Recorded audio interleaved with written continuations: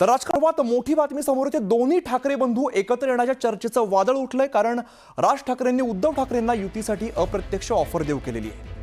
आमच्यातले वाद, आमच्यातील भांडणं ही किरकोळ आहेत। मराठी माणसाच्या अस्तित्वासमोर ही भांडणं क्षुल्लक आहेत। त्यामुळे एकत्र येणं आणि एकत्र राहणं यात काहीच कठीण नाही। पण उद्धव ठाकरेंना माझ्यासोबत काम करायचं आहे का, अशी अप्रत्यक्ष ऑफरच राज ठाकरेंनी उद्धव ठाकरेंना दिलेली आहे।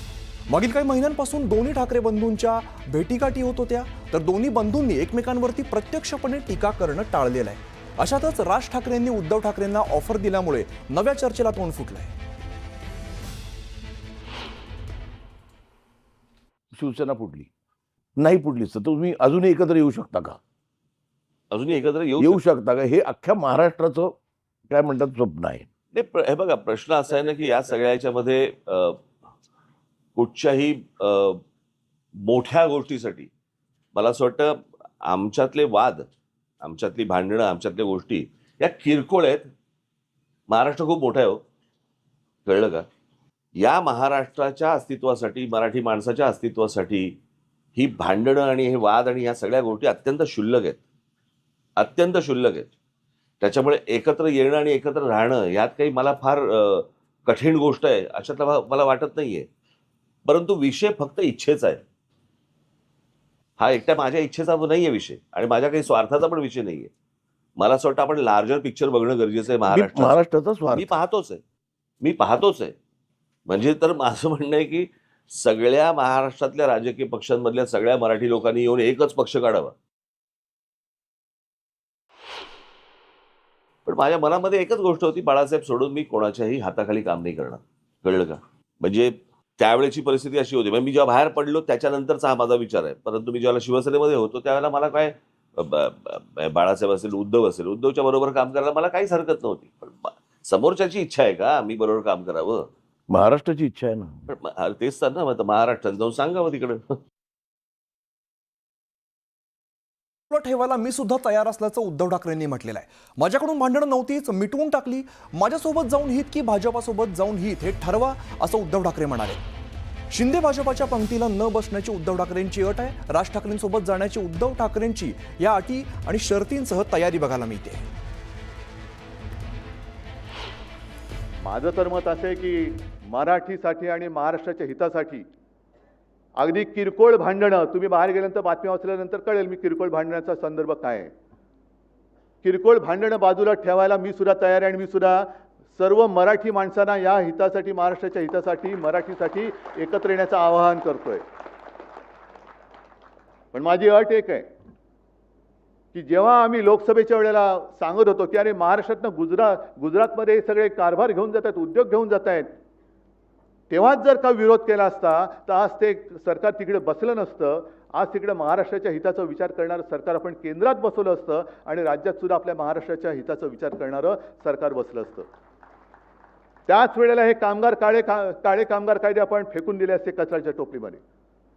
पण तेव्हा पाठिंबा द्यायचा, आता विरोध करायचा, मग परत तडजोड करायची, हे असं नाही। महाराष्ट्राचं हित, मग त्याच्या आड जो कोण येईल त्याचं स्वागत मी करणार नाही, त्याला मी घरी बोलवणार नाही, त्याच्या घरी मी जाणार नाही, त्याचं आगत स्वागत, त्याच्याबरोबर पंक्तीला बसणार नाही, हे पहिले ठरवा आणि मग महाराष्ट्र हिताच्या गोष्टी करा। बाकी आमच्यातली भांडणं मी आज सांगतो, जी काय भांडणं माझ्याकडनं नव्हतीच कोणाशी, मिटून टाकली, चला, पण पहिले हे ठरवा। तर आपल्यासोबत बोलण्यासाठी मनीषा कायंदे सध्या आपल्यासोबत आहेत। मनीषा ताई, आपण बघतोय राज ठाकरेंनी साथ घातली आणि उद्धव ठाकरेंनी सुद्धा प्रतिसाद दिलेला आहे, काय तुमची प्रतिक्रिया? मला काय वाटतं की ह्यामध्ये हे असे प्रयत्न किंवा अशा गोष्टी, अशा वावड्या खूप वेळा उठल्या आहेत। कारण वारंवार आपली भूमिका बदलणारे एकत्र येण्याच्या काय गोष्टी करतात आणि एकमेकांना अटी शर्ती ठेवतात। मला असं या चर्चेमध्येच काही अर्थ वाटत नाही, कारण असे अनेकांनी पण प्रयत्न केले आहेत। कारण कसं आहे की धडसोड प्रवृत्तीचं जर का असं असेल तर ते कसे काय एकत्र येणार आणि एकमेकांना अटी शर्ती ठेवतात। पण त्या अटी शर्ती परत त्याचं पालन झालं पाहिजे ना दोन्ही बाजूनी। त्याच्यामुळे या चर्चांना काही अर्थ नाही। हे एकमेकांना टाळ्या देत नाही तर काही करो, मला असं वाटत नाही की याच्यात काही तथ्य आहे। पण मनीषा ताई, एक जर मुद्दा महत्त्वाचा बघितला तर मराठी माणसासाठी सगळी भांडणं सोडायला तयार आहे किंवा सगळे वाद सोडायला तयार आहेत, असा पण उल्लेख केलेला आहे। मराठी म्हणायचं, परंतु आता लोकसभेला फेक नरेटिव्ह पसरवलं आणि तुम्ही कोणाची साथ दिलीत? तुम्ही तुष्टीकरण जे करत आलेत, आपल्या देशामध्ये मुसलमानांचं तुष्टीकरण करत आले, त्यांना तुम्ही साथ दिलीत. आणि काय निष्पन्न तुमचे भले 1-2 खासदार तुमचे गेले असतील तिकडे दिल्लीत, परंतु मग विधानसभेत काय झालं? विधानसभेमध्ये उबाटा गटाला किती मतं मिळाली, किती तुम्ही लढलात जागा? आणि वारंवार शिंदे साहेबांना दूषणं देऊन केवळ हाच एक कार्यक्रम तुम्ही महाराष्ट्रात राबवला आणि त्यामुळे महाराष्ट्राने तुम्हाला नकारलं. आणि त्यामुळे या अशा तुमच्या भाषणांना आणि तुमच्या या गप्पांना काही अर्थ नाही. आता लोक तुम्हाला कोणीही सिरियसली घेत नाहीत. मनीषा, जर आपण बघितलं तर एकीकडे एकनाथ शिंदेंसोबत राज ठाकरेंचे संबंध चांगले आहेत. आपण परवा सुद्धा त्यांची भेट झालेली बघितली, तेव्हा सुद्धा युतीच्या चर्चा रंगल्या. आणि आता आज उद्धव ठाकरेंसोबत अशा प्रकारे आपण बोलू शकतो की त्यांना आवाहन करण्यात आलेलं आहे. त्याबद्दल कसं बघता तुम्ही याकडे? आता असं आहे की ह्या सगळ्या वेट अँड वॉचच्या गोष्टी आहेत. आता जशा जशा स्थानिक स्वराज्य संस्थांच्या निवडणुका जवळ येतील त्यावेळा अनेकांचे खरे रंग दिसतील. आणि माननीय शिंदे साहेब, राज ठाकरे त्यांना मानतातच शिंदे साहेबांना.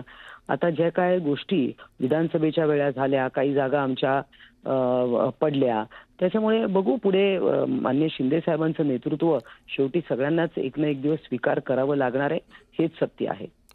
पण मनीषा, जर आपण बघितलं तर दोन्हीकडून तसा पॉझिटिव्ह अप्रोच दिसतोय.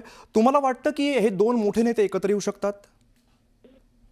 आत्ता तरी तसं काही वाटत नाही. आणि आले तरी काय ठीक आहे. राज ठाकरे आणि उद्धव ठाकरे हे भाऊ आहेत, रक्ताचं नातं आहे, येऊ सुद्धा शकतील. परंतु त्यातनं निघणार काय? त्यातनं काय पुढे एजेंडा काय? कारण शेवटी कसं आहे की आज मोदी साहेबांचं नेतृत्व सगळ्यांनी मान्य केलंय केंद्रामध्ये. आज देशाला ज्या प्रगतीपथावर विकसित भारतचं स्वप्न साकार करायचं असेल तर देशामध्ये मोदीजी पाहिजे, हे तिसऱ्यांदा सिद्ध झालेलं आहे. आणि ह्या सगळ्या ज्या काय कोणी एकमेकांना भेटी गाठी आहे, तर बघू. अजून दिल्ली अभी दूर नाही आहे आणि येणाऱ्या निवडणुकांत बरेच नवीन काय काय समीकरणं बघायला मिळतील. बरं, आपल्यासोबत चंदू मामा वैद्य आहेत. आपण सुरुवातीला त्यांना नेमकं ऐकूया की राज ठाकरे आणि उद्धव ठाकरे नेमकं काय बोलत, आपण ऐकूया एकदा. शिवसेना फुटली नाही, फुटलीच तर तुम्ही अजूनही एकत्र येऊ शकता का? अजूनही एकत्र येऊ शकता का? हे अख्ख्या महाराष्ट्राचं काय म्हणतात स्वप्न आहे. हे बघा, प्रश्न असा आहे ना की या सगळ्या याच्यामध्ये कुठच्याही मोठ्या गोष्टीसाठी मला असं वाटतं आमच्यातले वाद, आमच्यातली भांडणं, आमच्यातल्या गोष्टी या किरकोळ आहेत. महाराष्ट्र खूप मोठा आहे हो, कळलं का? या महाराष्ट्राच्या अस्तित्वासाठी, मराठी माणसाच्या अस्तित्वासाठी ही भांडणं आणि हे वाद आणि ह्या सगळ्या गोष्टी अत्यंत क्षुल्लक आहेत, अत्यंत क्षुल्लक आहेत. त्याच्यामुळे एकत्र येणं आणि एकत्र राहणं यात काही मला फार कठीण गोष्ट आहे अशातला मला वाटत नाहीये. परंतु विषय फक्त इच्छेचा आहे. हा एकट्या माझ्या इच्छेचा नाहीये विषय आणि माझ्या काही स्वार्थाचा पण विषय नाहीये. मला असं वाटतं आपण लार्जर पिक्चर बघणं गरजेचं आहे. महाराष्ट्राचा स्वार्थ मी पाहतोच आहे. म्हणजे तर माझं म्हणणं आहे की सगळ्या महाराष्ट्रातल्या राजकीय पक्षांमधल्या सगळ्या मराठी लोकांनी येऊन एकच पक्ष काढावा. पण माझ्या मनामध्ये एकच गोष्ट होती, बाळासाहेब सोडून मी कोणाच्याही हाताखाली काम नाही करणार, कळलं का? म्हणजे त्यावेळेची परिस्थिती अशी होती. म्हणजे मी जेव्हा बाहेर पडलो त्याच्यानंतरचा हा माझा विचार आहे. परंतु मी जेव्हा शिवसेनेमध्ये होतो त्यावेळेला मला काय बाळासाहेब असेल, उद्धवच्या बरोबर काम करायला मला काहीच हरकत नव्हती. पण समोरच्याची इच्छा आहे का मी बरोबर काम करावं? महाराष्ट्राची इच्छा आहे ना. पण तेच तर ना, मग महाराष्ट्रात जाऊन सांगावं तिकडे.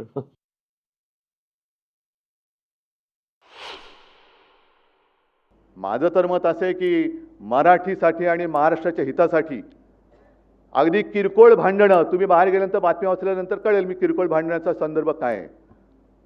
किरकोळ भांडणं बाजूला ठेवायला मी सुद्धा तयार आहे आणि मी सुद्धा सर्व मराठी माणसांना या हितासाठी, महाराष्ट्राच्या हितासाठी, मराठीसाठी एकत्र येण्याचं आवाहन करतोय. पण माझी अट एक आहे की जेव्हा आम्ही लोकसभेच्या वेळेला सांगत होतो की अरे महाराष्ट्रातनं गुजरातमध्ये हे सगळे कारभार घेऊन जात आहेत, उद्योग घेऊन जात आहेत, तेव्हाच जर का विरोध केला असता तर आज ते सरकार तिकडे बसलं नसतं. आज तिकडे महाराष्ट्राच्या हिताचा विचार करणारं सरकार आपण केंद्रात बसवलं असतं आणि राज्यात सुद्धा आपल्या महाराष्ट्राच्या हिताचा विचार करणारं सरकार बसलं असतं.